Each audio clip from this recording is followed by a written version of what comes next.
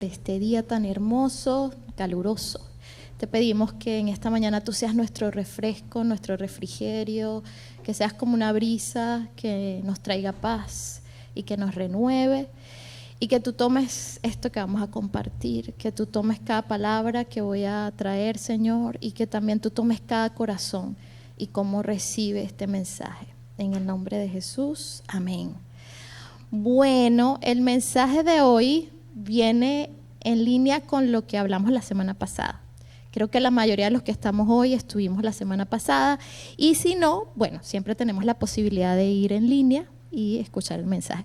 Pero la semana pasada hablamos de cómo somos responsables de nuestras decisiones y cómo uno de los recursos más valiosos que tenemos es precisamente un recurso que no se renueva. Una vez que lo perdemos ya no lo podemos volver atrás ni lo podemos recuperar, y es el tiempo. La semana pasada estuvimos viendo todo eso y hoy quiero seguir la misma línea, pero para hablar de una de las cosas más importantes que nosotros podemos hacer con nuestro tiempo. Vamos a ir a la siguiente diapositiva, porque una de las cosas más importantes que nosotros podemos hacer con nuestro tiempo tiene que ver con esos momentos que apartamos para estar quietos. Quizás es una de las cosas que más nos cuesta, ¿no? A veces pensamos que la productividad está relacionada con el mucho hacer y tenemos miedo de parar porque pensamos que si nos detenemos, un montón de cosas se van a desmoronar por el simple hecho de que nosotros entremos en inacción. En una sociedad como la que vivimos hoy en día, con la inteligencia artificial, las respuestas la gente las quiere inmediata, nadie quiere esperar mucho tiempo porque se haga un proyecto o por hacer una planificación. Todo el mundo quiere una respuesta que tarde microsegundos. Y nos volvemos como ansiosos, desesperados por ver las cosas rápido, y nos cuesta entender la importancia de ir más lento. Pero justamente y paradójicamente en una sociedad como esta en la que estamos viviendo, en este tiempo que nos tocó vivir, han surgido movimientos sociales, como por ejemplo hay un movimiento que se llama el movimiento Slow, que precisamente busca ayudar a la gente a que empiece a ir más lento, porque se han dado cuenta de que nos está haciendo mucho daño el ritmo tan acelerado en el que estamos viviendo. Y parte de este ritmo acelerado tiene mucho que ver con la tecnología, porque la tecnología nos pone una velocidad que nosotros no hemos terminado de aprender algo cuando ya hay 10 cosas nuevas o cuando ya cambió. Y es muy difícil, por no decir imposible, estar al día con todo. Es imposible estar al día. Yo me imagino que a ustedes les pasa como a mí. Yo a veces hay mensajes de WhatsApp que me tardo días en responder, no porque no quiera, sino que cuando yo abro el celular, cada vez que voy a ir a hacer algo, aparecen 1000 circulitos rojos de notificaciones por todos lados y es difícil mantenerme en lo que yo iba a hacer. De repente abro el WhatsApp porque iba a buscar un mensaje importante de una persona y aparecen 10 más. Y en ese proceso uno hace detour, ¿no? Uno se pierde en el camino y a veces no puedes con tanto. De hecho, algunos expertos han dicho que estamos en una era que se llama de la infoxicación. O sea, el nivel de información es tan acelerado que nos estamos intoxicando, o sea, es más de lo que podemos manejar y nos está haciendo mucho daño. Al punto de que, por ejemplo, hoy, en esta época, en un mes en YouTube se produce la misma cantidad de videos que se produjeron antes en 100 años. Una cosa impresionante. Y nosotros estamos expuestos a eso.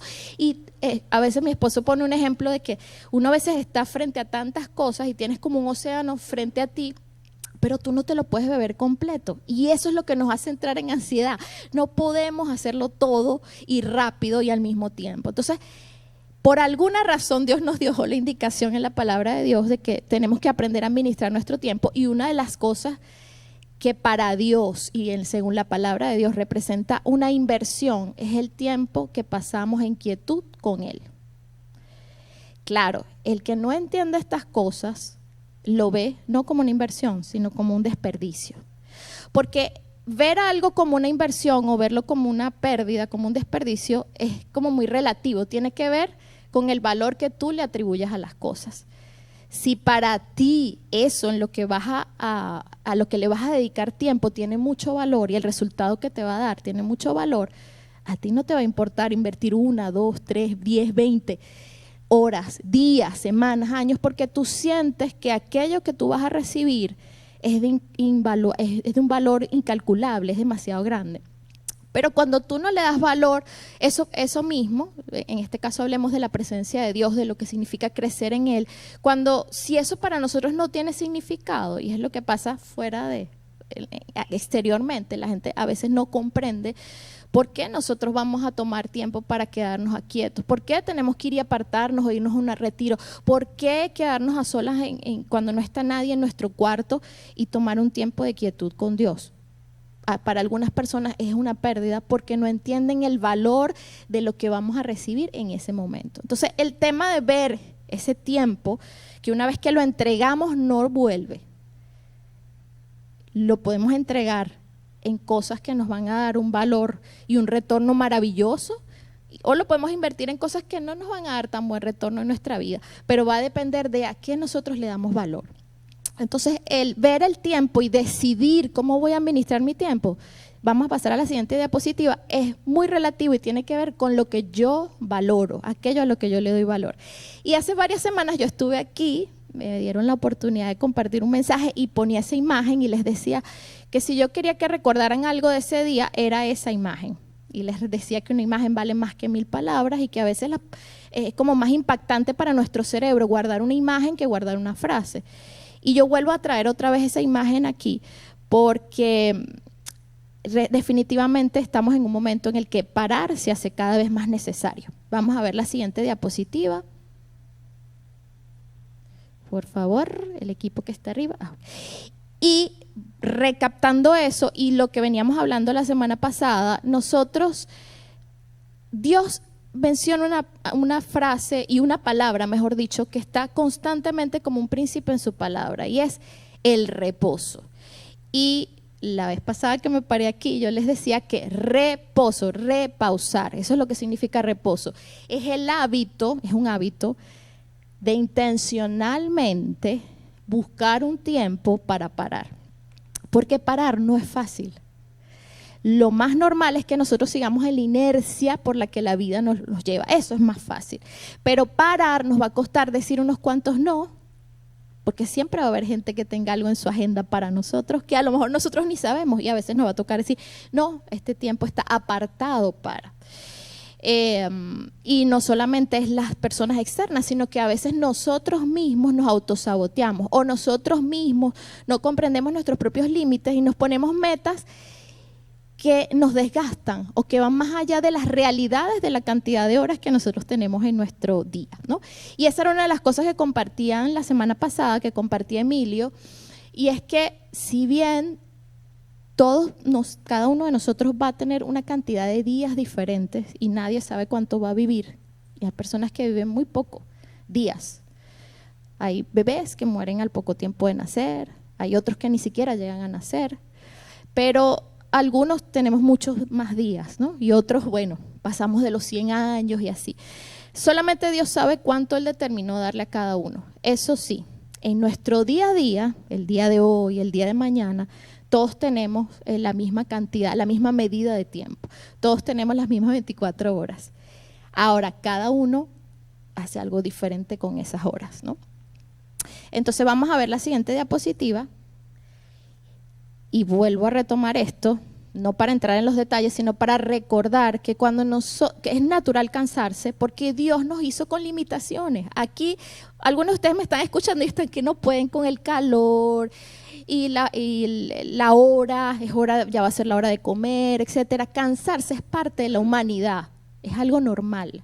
Lo que no es normal es que no nos reseteemos, que no nos renovemos, que no recuperemos fuerza. Cuando el cansancio, que es normal, no lo atendemos y dejamos que se profundice, se va volviendo fatiga y ya comienza a ser un síndrome preocupante. Pero si todavía no lo atendemos y pasan los meses y los meses, podemos entrar en estados de agotamiento que nos pueden llevar inclusive a un burnout. Vamos a pasar a la siguiente diapositiva. La siguiente, por favor. Y es ahí donde nosotros veíamos que reposar, a veces somos ligeros en algunas cosas, ¿no? En nuestra forma de vivir nuestra fe. Y a veces pensamos, bueno, pero ya yo tengo a Dios y Dios me da fuerza. En Isaías dice que Dios renueva mis fuerzas como la de las águilas, etc. Y pensamos que quizás por esa razón, porque ya una vez recibimos a Jesús, porque ya una vez nos entregamos a Él, pues quizás ya eso es suficiente y eso representa que ya tenemos reposo y nos vamos saltando cosas que están en la palabra de Dios. Sin volver a repetir todo esto, solo quiero recordarles que vimos la vez pasada que yo me paré aquí que el reposo, el descanso es un modelo de Dios porque Dios lo hizo y lo practicó para darnos el ejemplo, aun cuando Él no tiene las mismas limitaciones que nosotros y Él no se cansa. Pero esto es tan profundo que cuando Dios creó todo, Él en el sexto día creó al hombre y en el séptimo día descansó. Así que el primer día completo que Dios y el hombre pasan juntos, el hombre lo vive cuando Dios está en su reposo. Y si nosotros nos metemos a profundidad en la palabra, vamos a descubrir, vamos a ver la siguiente diapositiva, que no solamente es un modelo divino, pero también después Dios lo da como una orden, como un mandato. Y vamos a ver que Dios es como tan perfecto y la Biblia es como es literatura, pero a la vez es matemática y tiene tantas capas de significado. A veces creemos que lo que dice la Biblia es literal y nos quedamos con lo literal. No, es que es el sábado y ya no es el sábado y a veces nos quedamos en ese nivel. Pero la Biblia tiene muchas capas y tiene lo literal, pero tiene el significado que está escondido y tiene lo que aplica al contexto de ese tiempo, pero también en cada cosa que está en la Biblia hay una aplicación que es universal. Esa es la profundidad de la palabra, que no se queda nada más como en una cosa, sino que del mismo texto, del mismo pasaje, de la misma enseñanza. Por eso es que tenemos siglos y siglos de cristiandad y de tener las escrituras y seguimos todavía encontrando cosas nuevas y descubriendo tesoros en la escritura porque su palabra es ilimitada. Y cuando yo veía esto, una de las cosas que me impactó, porque nunca lo había visto desde ese punto de vista, es que cuando Dios le da al ser humano los mandamientos, primero se los da para decirle, yo soy tu Dios, así dice el texto en la Biblia, que te saqué de la esclavitud, que te llevé, que te saqué de Egipto y te traje aquí y tengo un plan para ti y voy a llevarte a la tierra prometida. Y por eso, porque yo ya te liberé, porque yo soy tu Dios, entonces aquí están los mandamientos. Este es el tipo de vida que tú vas a vivir porque ya yo te salvé, yo te liberé de los que te oprimían. Entonces, vivir estos principios que Dios nos da es una consecuencia, no es una causa. Es el resultado de entender que Dios me salvó. No es eso lo que me hace salvo, hacerlo. Dios ya me liberó, Dios ya vino a transformar mi vida. Y cuando Él llega a mi vida, por agradecimiento y porque yo comienzo a comprender y porque un montón de paradigmas míos se empiezan a caer, yo ahora quiero vivir agradándolo a Él. Y entonces Dios le dio a Israel estas solo 10 normas básicas, hay otras, pero estas son las esenciales y las centrales que le dicen cómo se va a reflejar en un ser humano, en una persona como ustedes y como yo, que viven para Dios, que viven de acuerdo a los principios de la palabra. Y lo que a mí me impactó en esta oportunidad es cuando yo descubro la parte estructural, la parte matemática del asunto, porque los 3 primeros mandamientos tienen que ver con lo que Jesús dijo cuando le preguntaron, pero bueno, ¿y cuál es el mandamiento más importante? Jesús los resumió y sacó la esencia de esos 10. Él dijo, es que todo se resume en 2 cosas, amar a Dios sobre todas las cosas, y los 3 primeros tienen que ver con eso que Jesús resumió. Tiene que ver con amar a Dios por sobre todo, con no hacernos imágenes en la tierra, porque no necesitamos crear otro. Simplemente necesitamos confiar en Dios y no crear dioses hechos por nuestra mano, ni rendirnos ante otras cosas que no sean Dios, el único Dios. Y debemos ser cuidadosos con cómo usamos su nombre y su palabra, no es juego. Esos son los 3 primeros. Pero me impresiona porque la palabra de Dios, el 3, siempre ha significado la perfección de Dios. Dios es 3 en 1, es la Trinidad. Y en muchas partes de la Biblia, que no me puedo detener en todas, aunque me encantaría, vamos a ver ese principio de 3. Inclusive nosotros, nuestra estructura también es trina. Nosotros tenemos cuerpo, alma y espíritu, aunque todo eso a la vez está integrado. Y luego me impresiona ver que hay un mandamiento que es el que está en el centro, que es el que menos importancia le damos, porque si alguien mata a alguien hoy en día, nosotros vamos a ir y vamos a decir, esta persona, bueno, se va a ir al infierno, es lo que uno va a decir. Si no le pide perdón a Dios, esta persona ha hecho algo horrible porque mató. Pero nadie dice, oye, esta persona no vive una vida donde esté de verdad tomando en cuenta que Dios nos manda a guardar un tiempo de reposo con Él, apartar un tiempo para Él. Nadie va a condenar a alguien por eso. Nosotros mismos hemos ido categorizando las cosas, pero esto está allí como un principio. Y ese cuarto mandamiento, el número 4 también en la Biblia siempre ha significado todo lo que es como el diseño de Dios y lo completo de Dios. Vemos que son 4 evangelios, vemos que los 4 seres vivientes, y eso lo vamos a ver de muchas maneras. Y ahí está ese conectando con los otros que dijo Jesús. En adelante, los otros 6 son los mandamientos que tienen que ver con yo y mi relación con las demás personas. Cómo yo me comporto con los demás. No debo codiciar las cosas de los demás, no debo matar, no debo robar, no debería mentir acerca de las demás personas, etc. Y son 6, y eso también me impactó, porque en la Biblia, si tú lo estudias, te vas a dar cuenta de que el número 6 siempre representa al hombre. Y esto no tiene que ver nada ni con magia, ni con cábala, ni con ninguna de esas cosas. Es que la Biblia es tan profunda que muchas partes de la Biblia están originalmente en hebreo, y el hebreo tiene cada letra un valor numérico, así que los números son sumamente importantes, y la Biblia entera está llena de simbolismo, y justamente son 6 mandamientos para el hombre, para nosotros con los hombres, y 3 en relación a nosotros con Dios. Pero yo a veces me preguntaba, y creo que se lo dije la vez pasada, pero entonces ¿por qué Jesús dijo amarás a Dios sobre todas las cosas, a tu prójimo como a ti mismo? Y es como si nosotros no estuviéramos ahí. Y ahí es cuando tú entiendes, no, pero sí, Jesús sí lo dijo a tu prójimo como a ti mismo. Entonces, amas a Dios, te amas a ti, amas a tu prójimo, ¿no? Ahí, todo eso es el resumen de esos 10 mandamientos. Entonces ahí más me impresioné y me emocioné cuando descubro que el 4.º mandamiento, el que tiene que ver con el reposo, realmente es el que es más evidente relacionado con nosotros. Porque si yo dejo de reposar, no me estoy amando, no me estoy cuidando, me voy a destruir. Siempre cuentan una historia cuando hablan de temas de liderazgo y esas cosas. Cuentan una historia de una sierra que de repente un día cortaba muchos árboles y después pasó el tiempo y ya no cortaba tanto. Llegó un momento que ya no funcionaba, y es porque no le habían hecho mantenimiento, ¿no? Y autores así tan conocidos en el área de liderazgo como por ejemplo Stephen Covey, él habla de lo que es afilar el hacha, ¿sí? O afilar la sierra. Es que yo necesito, para seguir siendo efectivo en mi vida, tomar tiempos de descanso, porque si no cada vez voy a ser menos y menos y menos productivo, hasta que llegue un momento en que mi productividad pues se anule, sea totalmente cero. Vamos a ir a la siguiente diapositiva para yo seguirles compartiendo algunas cosas más sobre este tema, mientras yo avanzo aquí y busco algunas referencias que les quiero compartir. Siguiente.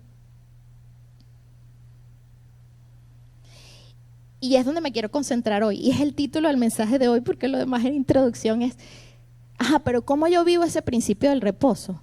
¿Cómo yo llevo esto a la práctica? Si el reposo no nada más es un mandamiento que estaba en el Antiguo Testamento, que aunque ya no lo guardaremos de la misma manera y nadie nos está persiguiendo a ver si de verdad no hicimos nada en 24 horas, y creo que esa no es la intención para nada de Dios, pero sí es un principio, y Jesús lo dejó claro. Y Jesús dejó claro que Él vino a cumplir toda esa ley, eso, nada de eso que queda atrás. Precisamente Él es la esencia de la ley. Entonces, ¿cómo en la práctica hoy, en este tiempo, yo puedo vivir ese principio? Bueno, vamos a ver la siguiente diapositiva, porque creo que siempre, siempre, siempre, cuando tengamos alguna duda, la respuesta siempre va a ser Jesús.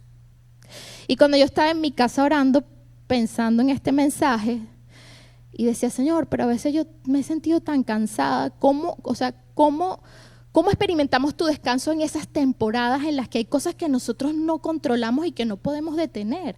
Porque todos tomamos decisiones, a veces nos metemos en deudas que no teníamos que meternos, a veces nosotros mismos provocamos estar en una situación donde ya no tenemos tiempo, le decimos que sí a todo, nos metemos en 20,000 cosas. Sí, eso puede pasar, pero también hay circunstancias y momentos de la vida donde no necesariamente es porque decidimos que fuera así, sino que estamos pasando temporadas que nos obligan a estar muy presionados, que haya una presión de mucha actividad sobre nosotros, de mucho resultado.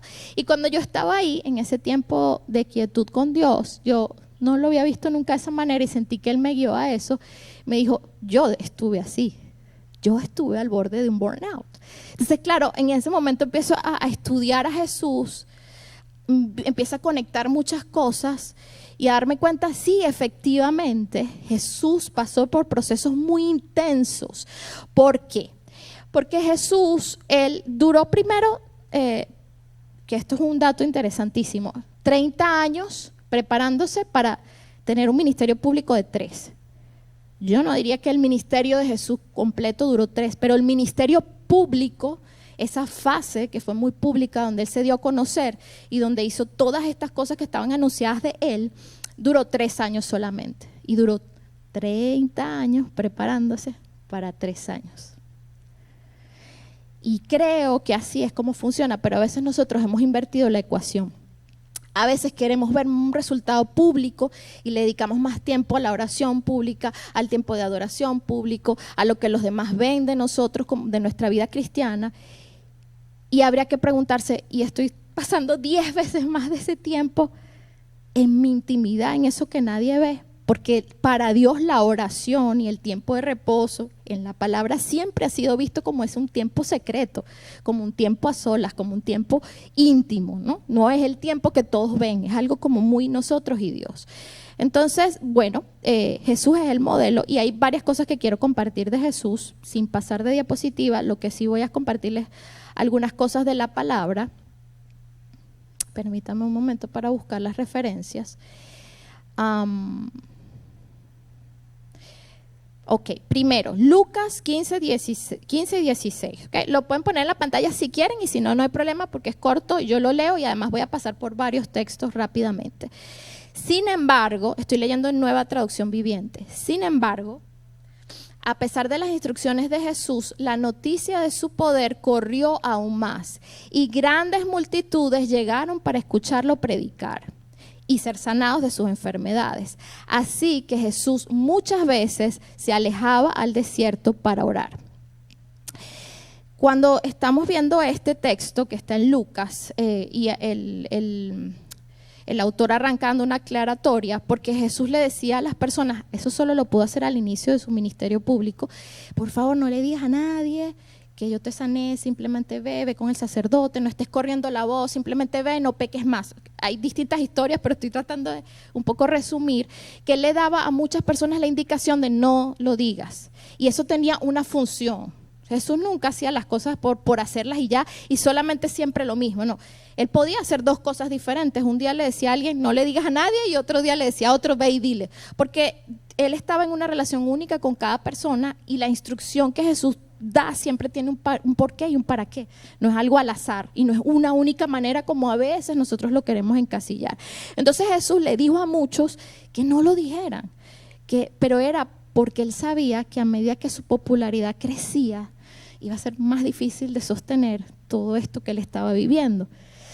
La gente lo perseguía, lo acosaba, un día se metió en un lugar en la casa y entraron todos siguiéndolo y vinieron unas personas y rompieron el techo que no le pertenecía a Jesús, era una propiedad privada para poder meter a una persona, para poderla llevar a Jesús.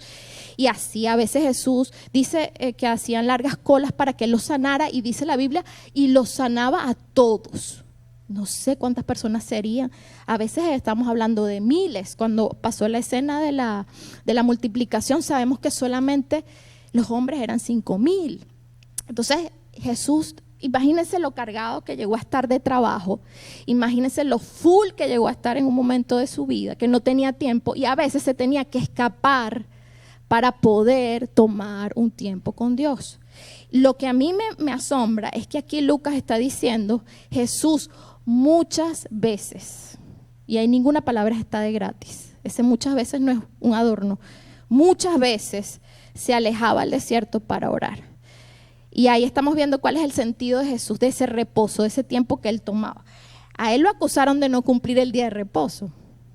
¿Pero por qué? Porque la gente que lo estaba acusando estaba viendo por fuera la apariencia y estaba obviando el principio. El reposo que Dios nos ordena es un tiempo para estar con Él, es un tiempo para renovarnos en Él. Y Jesús no jamás violó eso. Jesús, a pesar de lo difícil que era para Él muchas veces lo vieron, otras veces no lo habrán visto, se iba lejos a lugares desiertos, a estar solo para poder orar. Luego vamos a ver Marcos 1:35, que dice, yo lo voy a leer en la Nueva Traducción Viviente, que a la mañana siguiente, antes del amanecer, Jesús se levantó y se fue a un lugar aislado para orar. Otra vez vamos a ver una referencia para lo mismo y vamos a ver esa intencionalidad, porque pararse temprano es algo que solo se puede hacer si uno tiene las intenciones y si uno forza su propio cuerpo, porque cuando uno está cansado con ese tipo de agenda que él tenía, que no terminaba nunca, que la gente lo perseguía a todos lados, que todos tenían un plan para él. A veces él les decía, no me puedo quedar aquí porque tengo algo que hacer, no puedo, y no se quedaba. Otras veces accedía y se quedaba. Otras veces, como el caso de la mujer samaritana, los discípulos no esperaban que iban a pasar por ahí. Él dijo, este detour está en mi agenda, me es necesario pasar por Samaria para tener un encuentro que va a cambiar muchas cosas. Y era ese encuentro con esa mujer de la que ni sabemos el nombre,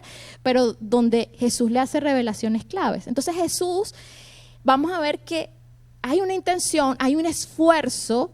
¿Y cómo pasaba ese tiempo con Dios? Bueno, se alejaba, se iba lejos de todo el mundo. A veces contamos como oración o como tiempo de reposo el estar aquí.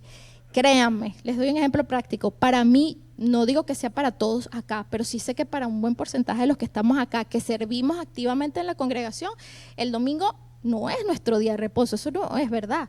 Yo me levanté hoy como antes de las 6 de la mañana, para no entrar en detalles a qué hora exactamente. Y tengo cosas que hacer para estar aquí, hay que llegar temprano. A veces no llegamos temprano porque estamos en los azares del día, hay que desayunar, hay que hacer cosas. Mi hijo sirve acá, tiene que llegar, tiene unos horarios, tiene unos compromisos, unas responsabilidades, hay cosas que preparar. Este no es nuestro día de descansar, este es nuestro día de servir.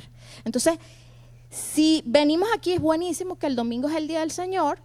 Para muchos es nuestro día de servicio, para mí lo es, por ejemplo, pero entonces, ¿dónde yo me estoy renovando? Porque para Jesús tener algo que dar en esos 3 años es porque Él se llenó en los años anteriores. Era un erudito ya a los 12 años, lo sabemos porque la Biblia lo cuenta que Jesús se ponía a hablar con los maestros de la ley, y así fue como se le perdió a sus padres. Y ahí tenía 12 años, todavía siguió por muchos años más, creciendo, estudiando. Dice la palabra que él crecía no solo en las escrituras, dice en sabiduría, pero también en gracia para Dios, para con los hombres, y en estatura. Así que se desarrolló integralmente en todas las áreas. Y bueno, Lucas 6:12, vamos a ver, otra referencia más. Dice, cierto día, poco tiempo después, Jesús subió a un monte a orar y oró a Dios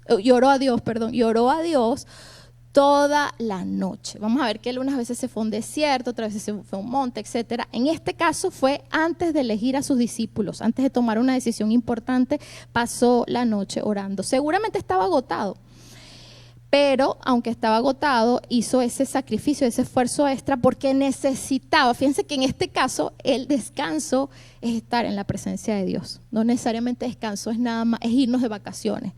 A veces nos vamos de vacaciones y llegamos más cansados, ¿o no?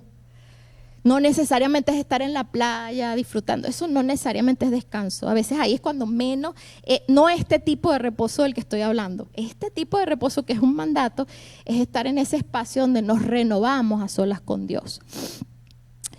Y última referencia para un poquito entender el contexto de Jesús, Mateo 14:13, leo en Nueva Traducción Viviente. En cuanto Jesús escuchó la noticia, salió en una barca a un lugar alejado para estar a solas, pero las multitudes oyeron hacia dónde se dirigía y lo siguieron a pie desde muchas ciudades, y aquí no lo dejaron irse a descansar. O sea que a veces no era fácil para él, aquí no lo logró. Su plan era en ese momento irse a descansar. Necesito estar a solas con el Padre porque hay cosas que van a pasar en ese tiempo a solas con el Padre. Pero no lo pudo lograr porque la gente lo interceptó, y esa era la batalla constante que Jesús tuvo que haber vivido en esos 3 años. No era fácil el poder garantizar que iba a tener ese tiempo para descansar. Él tenía que pelear ese tiempo, él tenía que forzarlo como diera lugar. Y así como Jesús, nosotros también somos así. Hay momentos en los que Dios nos da oportunidades que a veces hasta dejamos pasar. Aquí estoy escuchando esta historia multiplicada por 10. Me enfermé y entonces me mandaron de reposo y me mandaron a mi casa. Y aunque yo quiero trabajar, no puedo seguir trabajando porque Y a veces Dios nos forza un momento de reposo que a veces ni nosotros queremos y Él permite que tomemos ese tiempo porque lo necesitamos. Pero hay otras temporadas donde si nosotros no somos conscientes de querer realmente apartar un tiempo para Dios y hacer un esfuerzo y hacer sacrificios y decir ciertos no, esto jamás va a ocurrir. ¿Y cuál va a ser el precio a pagar? Bueno, lo que ocurre en público es un reflejo de lo que está pasando en nuestra vida secreta. Y si no hay tiempos a solas con Dios, no hay reposo, no hay oración, no hay profundidad, podemos engañar por unos días, por unos meses a la gente, pero en algún momento se nos va a acabar la reserva. ¿A qué llamo yo reserva? Este tema es como comer, ¿no? Es como comer y las reservas que el cuerpo guarda. Cuando tú estás sola con Dios, tú te alimentas y hay una serie de cosas que pasan, ahora les voy a comentar algunas. Cuando tú estás en intimidad con Él, cuando tú estás en ese verdadero reposo que es en su presencia. Y luego tú tienes para dar y la gente se da cuenta, aunque no sepa exactamente decir qué fue lo que pasó, estás lleno de algo y tú puedes transmitir eso a las personas y se ve la diferencia. Pero cuando uno empieza a descuidar su vida espiritual y a descuidar estos tiempos, es como cuando tú dejas de comer, por ejemplo, decidiste ayunar o quieres perder peso, el cuerpo empieza a usar sus reservitas que tiene. Pero ¿cuántas reservas tiene nuestro cuerpo? Tiene una cantidad que puede guardar. Se sabe que podemos ayunar hasta 40 días sin que pasen cosas más graves. Por un tiempo podemos vivir del pasado, de los tiempos pasados que tuvimos con Dios, de las cosas que nuestros testimonios de antes. Pero si no hay una renovación de este tiempo diaria, constante, semanal, todo el tiempo, va a llegar un momento en que la sequía se va a notar. Y ya no va a ser que solo yo me doy cuenta, las personas a mi alrededor también se van a dar cuenta. Por eso es que digo que lo que pasa en privado, en tu tiempo de oración, se va a notar en lo público. Y bueno, hay 3 cosas que quiero compartir, que es como las últimas 3 cosas que quiero destacar hoy. Y es, bueno, ¿cómo vivimos ese tiempo de descanso hoy en día? Yo pienso que para que sea un verdadero reposo, que no sea como les dije antes, que solo me fui de vacaciones, que solo dejé de hacer unas cosas, pero realmente no fue un tiempo de profundidad espiritual. Para que de verdad sea el principio bíblico aplicado en mi vida, hay 3 cosas que yo pienso, según la Biblia, que son importantes. 1, cosas que tienen que pasar en ese tiempo, es que es un tiempo para parar. O sea, primera cosa que yo necesito es, yo necesito dejar de hacer unas cosas, no para quedarme en inacción total. Yo necesito dejar de hacer unas cosas para hacer otras. Y cada uno de nosotros sabe, muy en lo profundo de su corazón, qué es lo que tiene que dejar de hacer. Por ejemplo, yo a veces estoy muy cansada porque mi trabajo es intelectual, siempre tengo que estar solucionando cosas. Hay otra parte de mi trabajo que es físico en la casa y de repente estoy cansada y lo que me provoca es abrir el celular y hacer cosas que no requieran como mucha reflexión. Por ejemplo, abrir el Instagram y durar un rato ahí dándole scroll. Pero porque Dios, yo estoy compartiendo este punto porque es lo que estoy aprendiendo de Dios en esta temporada de mi vida, no porque yo soy la experta. Cuando llevo esto a Dios, me empecé a dar cuenta, sí, está bien pasar un rato de ocio, eso no es algo normal. En mi día a día, etcétera. Pero cuando yo estoy planificando y apartando un tiempo para Dios, esa actividad en nada me suma para ese tiempo de reposo. Es un tiempo que debería ser para otra cosa. Puede ser para aprender algo, puede ser de la Biblia. A veces Dios también te habla por otras cosas que no son exactamente el libro, la Biblia. Puede ser un tiempo para observar la creación, puede ser tiempo para muchas cosas. Pero yo tengo que evaluar, y más que venga otro y me diga qué tengo que hacer o qué no, yo con Dios tengo que descubrir qué me es lícito, o sea, qué me conviene hacer en ese tiempo. Pero primer punto, sí, necesitamos parar, necesitamos bajar el ritmo, necesitamos detenernos. ¿Por qué necesitamos detenernos? Número uno, porque cuando nos paramos, cuando uno va apurado, hay cosas que uno se pierde del escenario. Si yo voy corriendo a la autopista, a veces uno va rápido por una vía donde tienes uno de estos paisajes bellísimos que hay, que se ve el río a un lado, pero vas tan rápido que tú no lo puedes apreciar. Si te volteas, puedes causar un accidente. Entonces, a menos que yo vaya lento, hay cosas que yo no voy a poder percibir y apreciar. Y quiero que vayamos a Éxodo 3, del 1 al 4. Creo que lo coloqué aquí en Nueva Traducción Viviente. Y este momento, este episodio de las Escrituras tiene que ver con Moisés. Moisés, seguro que todos los que están acá ya han escuchado esta historia. Moisés se encontró con Dios y la forma en que tuvo ese encuentro fue que vio una zarza ardiendo. Pero vamos a prestar atención a algunos de los detalles que están en este pasaje que a veces nos perdemos. Dice, cierto día Moisés se encontraba apacentando el rebaño de su suegro Jetro, quien era sacerdote de Madián. Llevó el rebaño al corazón del desierto y llegó al Sinaí, el monte de Dios.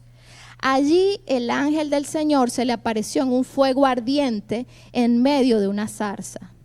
Moisés se quedó mirando, lleno de asombro, porque aunque la zarza estaba envuelta en llamas, no se consumía. Fíjense, apareció esta escena de la zarza, pero primero que pasa es que él se queda mirando. A veces nosotros a veces no sé ni qué manifestaciones puede haber hecho Dios en nuestras vidas que nosotros por nuestro ritmo y nuestra velocidad ni siquiera nos hayamos dado cuenta de que eso pasó. Pero pasó. Y entonces dice que él se quedó mirando lleno de asombro porque aunque la zarza, que es un árbol, estaba envuelta en llamas, no se consumía. Esto es increíble, se dijo a sí mismo. ¿Por qué esa zarza no se consume? Tengo que ir a verla de cerca. Y cuando el Señor vio que Moisés se acercaba para observar mejor, Dios lo llamó desde en medio de la zarza. En estos días me topé con una persona que estudia mucho a profundidad la Biblia, la palabra de Dios, alguien que comparte estas cosas en sus redes sociales, y compartía que algunos estudiosos, rabinos, etcétera, del mundo judío, consideran que la zarza había estado ahí por mucho tiempo, pero que lo que hizo la diferencia fue que Moisés la vio y además se detuvo a acercarse. Y eso es lo que va a generar el siguiente acontecimiento, porque una vez, dice así, cuando el Señor vio que Moisés se acercaba para observar, entonces él pasó al siguiente paso, que es que lo llamó desde en medio de la zarza.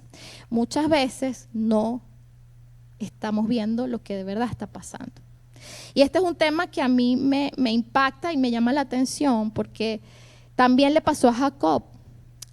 No puedo contar toda la historia, se ha mencionado antes aquí por otras personas y también por mí. Hay un momento en el que Jacob se pelea con su hermano, sale huyendo al inicio de su historia, de su vida, y entonces él se fue hacia una zona que se llama Berseba, y ahí dice Génesis 28, 10 al 16. Y ahí él se fue a un lugar donde pasó la noche y pues ahí descansó. Voy a leerlo rápidamente. Dice, cuando llegó a cierto lugar se detuvo para pasar la noche porque ya estaba anocheciendo. Él venía huyendo. Tomó una piedra, la usó como almohada y se acostó a dormir en ese lugar. Y allí tuvo un sueño, soñó que una escalinata apoyada en la tierra, había una escalinata cuyo extremo superior llegaba hasta el cielo, una escalera de la tierra al cielo. Y por ella subían y bajaban los ángeles de Dios. Y en el sueño el Señor estaba de pie junto a él y le decía, yo soy el Señor, el Dios de tu abuelo Abraham y el de tu padre Isaac. A ti y a tu descendencia les daré la tierra sobre la que estás acostado. Tu descendencia será tan numerosa como el polvo de la tierra, te extenderás, y así le continuando la palabra profética, y más adelante le dice en el versículo 15, yo estoy contigo, te protegeré por donde quiera que vayas y te traeré de vuelta a esta tierra. No te abandonaré hasta cumplir con todo lo que te he prometido. Pero lo que más me impacta es que al despertar, versículo 16, de su sueño, Jacob dijo: sin duda el Señor está en este lugar y yo no me había dado cuenta. Dios siempre estuvo en ese lugar. Pero no siempre nosotros estamos en la capacidad de verlo, porque nuestro aceleramiento, el ritmo al que andamos, tiene que sincronizarse con el ritmo de Dios. Y en el ritmo de Dios, el reposo es importante. En el ritmo de Dios hay cosas que pasan en el reposo que pueden cambiar nuestra vida para siempre y que no pasan en el mucho activismo, no necesariamente pasan. En el reino de Dios y en el ritmo de Dios, más bien tenemos que dosificar en qué invertimos nuestras fuerzas y no desgastarlas en todo, sino ser estratégicos, y eso solo se logra en la presencia de Dios, que Él te diga qué es lo que vas a hacer. No puedes estar lanzando dardos para acá, para allá, porque es un acto de suerte que pegues a alguno. Necesitas decidir, pero ¿qué es lo que de verdad yo voy a hacer? ¿En qué voy a invertir mi energía y mi esfuerzo? ¿Qué es lo que Dios me está llamando y qué es lo que yo decido y acepto como desafío en este tiempo en el que yo estoy? Y entonces cuando paramos vemos mejor, pero también cuando paramos pasa otra cosa, y es que la mirada de Dios, Dios mirándonos a nosotros, porque un tiempo con Dios es así, lo estás mirando a Él en lo espiritual y Él te está mirando a ti. Y la mirada de Dios sobre nosotros, cuando Él nos revela cómo Él nos mira, eso nos transforma. Y empezamos a ser diferentes y nosotros mismos no entendemos por qué. Y es por el estar ese tiempo con Dios. ¿Por qué yo digo esto de que Dios nos mira diferente y que su mirada nos transforma? Primero, desde el punto de vista psicológico, el autoconcepto que cada uno tiene de sí mismo no es muy fiable. Algunos de nosotros nos vemos y tenemos un concepto pésimo de nosotros mismos que no es un reflejo de quienes de verdad somos. Y otros tenemos problemas con la humildad, etcétera, y aparentamos tener un concepto demasiado elevado de nosotros mismos que tampoco es realista y que en el fondo no es ninguna seguridad, sino que es más bien temores proyectados de esa manera. ¿Y cómo se forma nuestra identidad? Bueno, lo que los papás nos dicen a nosotros de nosotros no los creemos. Los papás, o también puede ser cualquier persona muy significativa en nuestra vida en los primeros años. Y nosotros nos creemos eso y nosotros nos repetimos a nosotros mismos que nosotros somos eso. Si nos dijeron que éramos un rebelde, si nos dijeron que éramos un niño muy educado, muy obediente, dependiendo de las palabras que nos dieron, nosotros nos creemos eso. Y a partir de allí comenzamos nosotros a crear nuestro propio concepto, pero partimos de allí. ¿Qué pasa cuando nos encontramos con Dios? Él también tiene un concepto diferente del que tenían nuestros papás y esas personas significativas y del que nosotros tenemos actualmente. Por eso vamos a ver que cuando Gedeón estaba escondido, tratando, eso es en el libro de Jueces, tratando de cosechar unas cosas escondidas de sus enemigos, precisamente lo que él estaba haciendo no era un acto de valentía, estaba escondido tratando de que no lo fueran a descubrir los enemigos porque venían y les destruían todas las cosechas. Y cuando Dios se le aparece, le dice: varón esforzado y valiente. A él que estaba haciendo eso. Es así como un chiste, ¿no? Suena así como paradójico.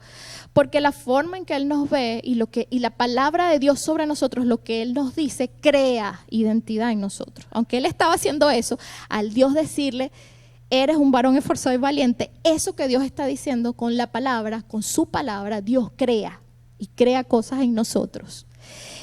No solamente pasa ahí, hay montones de historias en las que nosotros podemos ver eso mismo, y una que a mí me encanta es Juan el Bautista, porque Juan el Bautista le preguntaron quién era él, si era Elías o que el Elías que iba a volver a venir, y él dijo: no, yo solo soy una voz que clama en el desierto.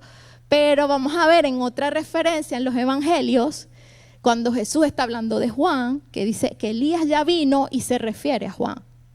El concepto que Juan tenía de sí mismo tenía su concepto, pero no se compara al concepto que Jesús tenía de él, que era mucho más elevado. Eso mismo pasa con nosotros. La forma como cada uno de nosotros se ve, seguramente es que no se compara en nada con todo lo que Dios está viendo que somos en Él y todo lo que Él puede producir en nosotros solamente si estamos con Él. Pero funciona solamente si estamos con Él. Es ahí el detalle. Y cuando pasamos tiempo a solas con Dios, no solamente que vemos cosas que antes no podíamos ver, descubrimos cosas que siempre estuvieron ahí, pero no nos dábamos cuenta, no solamente somos transformados, sino que nos renovamos. Esto es un tema tan práctico como que si mi celular se descarga, ¿verdad? Y yo lo enchufo al cargador, él se puede volver a recargar. Pero necesito darle esa pausa y esa conexión. Bueno, eso mismo pasa solo si sabemos tomar estos tiempos de reposo. Y Dios fue tan increíble con esto en su palabra. Ahí es cuando uno dice, no, esto no puede ser casualidad, porque cuando Dios es reiterativo en algo y te lo dice de muchas maneras. Miren esto. Les dijo al pueblo de Israel, vas a descansar un día de los 7, vas a tomar un día para descansar. 6 días trabajas, un día descansas. Ok, pero no solo eso, vas a guardar 7 fiestas. Nosotros no las guardamos, pero Dios le dio eso al pueblo de Israel y tiene un significado hasta hoy. Porque le está diciendo, vas a trabajar, vas a guardar un reposo semanal, pero al año hay 7 fiestas que vas a celebrar y cada una de esas fiestas tiene sus días de reposo. O sea, hay 7 momentos en el año donde tú te vas a tomar tu pausa. Y son momentos solemnes para que tú te acerques a mí, para que vengas a mi presencia, para que celebres junto con el resto del pueblo delante de mí. Pero no solamente eso, sino que después le dice, cada 7 años vas a tomar un año completo de descanso. Era una ley, para ellos era una ley. Somos nosotros los que vivimos de otra manera, aunque eso ha marcado a nuestra sociedad y existe la figura como legal, laboral del año sabático. Como el pueblo de Israel lo tenía que hacer, era que cada 7 años venía un año de descanso. Ese año de descanso, además, no era nada más para las personas, era para la tierra, también para la tierra. Tenían que dejarla descansar y esto, si alguien acá es del mundo de la agricultura, también es un principio práctico de la agricultura. Ese año no podían trabajar la tierra. Lo increíble es que Dios les prometió que el año anterior la tierra le iba a dar el doble, iban a tener suficiente para estar tranquilos ese año, iban a dejar descansar la tierra y después iban a seguir. Pero no conforme con esto, vean cómo Dios lo estamos diciendo, no de una forma, lo está diciendo de muchas maneras. Les dice que cada 7 años sabáticos, o sea, después que tengan 7 años o sea, 7 veces 7, pues, entonces van a tener un descanso especial, que era el jubileo, donde no solamente iban a pasar todas estas cosas que ya dijimos, sino que ahí iban a perdonar deudas, iban a liberar esclavos, etcétera, ¿no? Era un año de celebración. Entonces, este tema no es marginal, no es poco importante, es profundo y es espiritual. Tan espiritual es que en Levíticos 25, donde Dios les da la orden de que cuando hayas entrado en la tierra que te doy, la tierra misma, esto es Levíticos 25, 1 al 7, la tierra misma deberá guardar un año de descanso ante el Señor cada 7 años. Durante 6 años podrás sembrar, les da todas las instrucciones. Y luego les dice, ahí les da todas esas instrucciones, le dice que no van a hacer y que sí van a hacer. Lo importante es que la tierra iba a descansar ese tiempo, pero vamos a ver luego en Jeremías 25:11, más adelante, en tiempos del profeta Jeremías, él le va a decir, porque que Dios, bueno, mejor lo voy a leer literal para que no sean mis palabras sino la del profeta.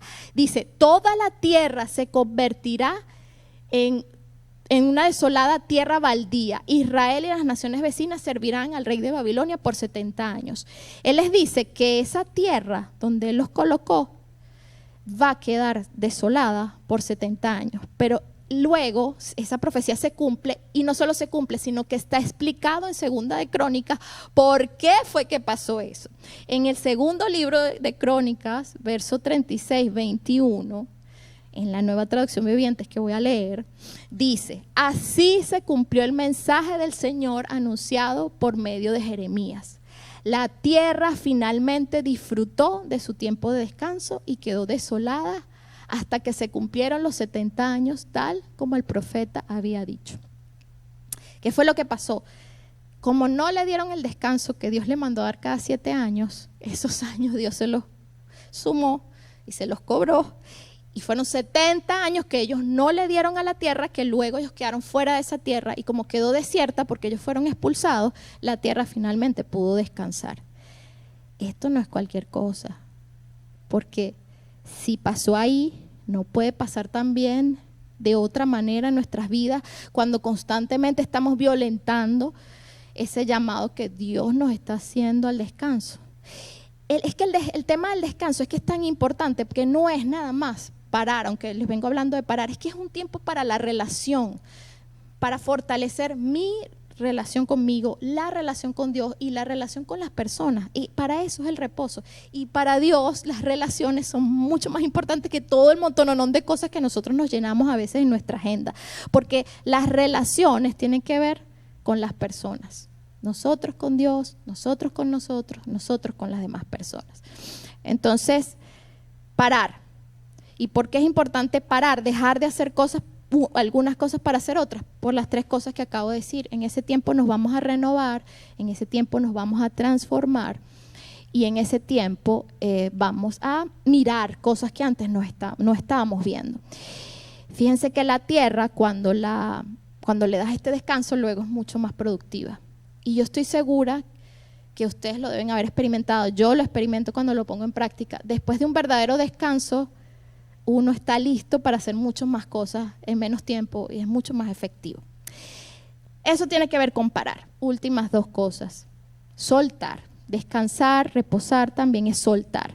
A veces pensamos que nada más se trata de cambiar el ritmo y dejar hacer cosas, pero eso es como si yo estuviera de aquí para acá, de aquí para allá, caminando y de repente me paro. Pero aunque me paro, llevo una mochila o un bulto o algo muy pesado y aunque estoy parada, dejé de hacer algunas cosas, sigo cargada porque llevo un peso profundo que a veces lo llevo en la mente, en las emociones, en el corazón. Necesito también soltar. El reposo que Dios nos dice es un tiempo también para soltar. Soltar que, bueno, a veces tenemos nuestra mente, porque nuestros pensamientos, tenemos 70,000 al día, pero ellos son un gasto energético. Y a veces estamos gastando tanta energía en recordarnos y revivir aquello que nos hicieron o esa persona a la que, ¿por qué es que no vamos a perdonar? ¿Y qué es lo que no vamos a olvidar? Y nos lo recordamos. Es un gasto energético tremendo y nos está impidiendo hacer otras cosas. Entonces necesitamos soltar eso. ¿Qué otra cosa necesitamos soltar? Necesitamos soltar aquello que a veces queremos controlar y que no nos corresponde a nosotros controlar. Eso carga muchísimo. Se los dice una persona, esta que está aquí, es una persona que mi temperamento es alguien que yo miro algo y a veces siento que a veces hablo con otras personas, hasta a veces con mi propio esposo tenemos 2 maneras distintas de ver el mundo totalmente diferentes. Porque ahí es que está el complemento precisamente, porque cuando yo veo algo, ok, nosotros tenemos aquella meta de llegar allá donde está la hermana Corita, inmediatamente yo siento que mi cerebro se conecta y yo estoy viendo todo lo que hay que hacer para llegar ahí, todo. Pero si no mandas este email a la persona para invitarla, entonces ¿cómo va a estar ese día? Yo no puedo verlo como que nada más pase y ya. Y eso a veces, tener una mente así, créanme, que carga demasiado cuando uno quiere tener el control de todo. Si yo quiero tener en mi cabeza todo lo que va a pasar y yo estar controlándolo todo, ahí es donde empieza a atentar contra mi salud mental porque es demasiado para una persona. Y ahí es donde yo en mi vida, en mi propia vida, me he visto en el desafío, tengo que soltar. Y no, hay cosas que no las van a hacer como a mí me gustan, las van a hacer diferentes y esa es parte de la riqueza de los equipos y de los seres humanos. No puedo tenerlo todo bajo control. Cuando nació mi primer hijo yo quería que fuera un parto en agua, y yo hice todo mi plan y era la ilusa joven creo que tenía como de 27 años tenía, que creía que podía controlar todo eso. No podía controlar nada, la vida me mostró que todo salió al revés de como yo lo planifiqué y finalmente por eso es que lo estoy aprendiendo todavía, necesitamos soltar el control. Jesús dijo en Mateo 11:28, vengan a mí todos los que estén cansados y llevan cargas pesadas y yo les daré descanso. Pónganse mi yugo, déjenme enseñarles, porque yo soy humilde y tierno de corazón y encontrarán descanso para el alma, pues mi yugo es fácil de llevar y la carga que les doy es liviana. Y para cerrar, y nos vamos preparando aquí con la música, para poder soltar hay que hacer, última diapositiva, por favor, arriba, Manuel, porfa. Siguiente diapositiva, que es la última. Para yo poder soltar, yo necesito hacer algo muy importante, que es confiar. sea, no voy a poder soltar eso que me pesa si yo creo que todo depende de mí. Si yo creo que mi prosperidad, que el que tenga que comer, que el estado en el que está mi familia, que la situación espiritual con mis hijos, etcétera, etcétera, que mi salud, que todo absolutamente depende de mí al 100%, entonces yo jamás me voy a atrever a soltar. Soltar es un acto de fe y también es un acto de humildad. El hecho que una persona nunca pare y no deje que otros hagan las cosas y no tenga la capacidad, porque si no todo se va a derrumbar si yo me tomo unos días o si yo me voy a solas con Dios por un momento, es un reflejo de que su fe en ese momento está teniendo una batalla con la fe, con la confianza en Dios. Porque para poder soltar necesito creer que mientras yo no haga nada, mientras yo me quede quieta, Dios está en el control, que Él cuida de mí. Y esa promesa está en la palabra de Dios, no una vez, multiplicada por muchas, pero para que nos quede una en la mente, dos, les voy a decir. Primera de Pedro 5:7 dice: depositen en Él toda ansiedad, porque Él cuida de ustedes.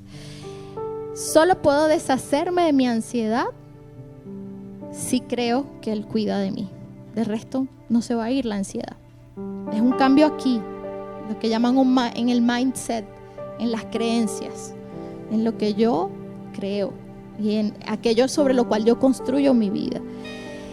Salmo 121, lo puedo leer completo porque no es un salmo largo, es muy cortito. Dice, y si quieren pueden cerrar sus ojos mientras escuchan este salmo: levanto la vista hacia las montañas. ¿Viene de allí mi ayuda?, se pregunta el salmista. Mi ayuda viene del Señor. Mi ayuda no viene de un gobierno, ni de un país, ni de un jurado, ni de un lugar geográfico, ni de un documento que van a firmar, que yo estoy esperando. Mi ayuda viene del Señor, quien hizo el cielo y la tierra. Ese mismo Dios que todo lo creó con su palabra tiene control de mi vida hoy. Él no permitirá que tropieces. El que te cuida no se dormirá jamás. Puedes dormir tranquilo porque Él está cuidando de ti mientras tú duermes. En algunos momentos el trabajo que tengo a veces es muy estresante porque a veces tengo que resolver problemas. No es repetir una tarea repetitiva. A veces tengo que encontrar soluciones que nadie encuentra y me la dejan a mí. Yo tengo que decir, bueno, no hay solución aparente, pero tenemos que llegar a algo. Y a veces frustrada me ha costado dormir, a veces llorando, como que no sé qué voy a hacer, no sé cómo lo voy a solucionar. Pero es tan desgastante, es tan agotador que he dicho, necesito parar y entregarle esta carga a Dios, y me he ido a dormir. Y pueden creer que a veces he soñado en la madrugada la solución. Mientras descansaba, Dios estaba haciendo algo. Y otras veces el problema en la mañana no ha estado. Cuando ha sido un problema técnico, luego me levanto en la mañana y no ha estado. A veces no necesitamos estar ahí haciendo y haciendo y haciendo. A veces la respuesta y la salida es mucho más fácil. Porque el que nos cuida no se duerme. En efecto, dice la palabra, el que cuida a Israel nunca duerme ni se adormece. Ponle tu nombre. El que cuida el que cuida a Carolina, el que cuida a Monse, el que cuida a Francisco, el que cuida a Mónica, el que cuida a Sandra. El que te cuida no se adormece, no se duerme. El Señor mismo te cuida. El Señor está a tu lado como tu sombra protectora. El sol no te hará daño durante el día, ni la luna durante la noche. El Señor te libra de todo mal y cuida tu vida. El Señor te protege al entrar y al salir, ahora y para siempre. Señor, te damos gracias. Gracias te damos porque tú nos cuidas, Señor. Porque tú nos cuidas, porque aquello a lo que le tenemos miedo no es nada delante de la grandeza tuya, Señor. Ayúdanos si nos falla la fe. Ayúdanos a confiar. Talla tu palabra en nuestro corazón. Ayúdanos a creer y a descansar en ti. Señor, mira a cada persona que hoy está angustiada, que está cargada. A cada persona que las cuentas no le dan, o que tiene un problema que piensa que es demasiado grande de resolver, o que quizás cree que no tiene solución. Señor, mientras descansamos en ti, yo te pido que tú des las señales que tú quieres dar, esas señales que vienen de tu corazón, esa respuesta precisa que cada uno necesita para convencerse de que tú estás en control. Ayúdanos a parar, ayúdanos a soltar y ayúdanos a confiar, Señor. Te lo pedimos en el nombre poderoso de Jesús.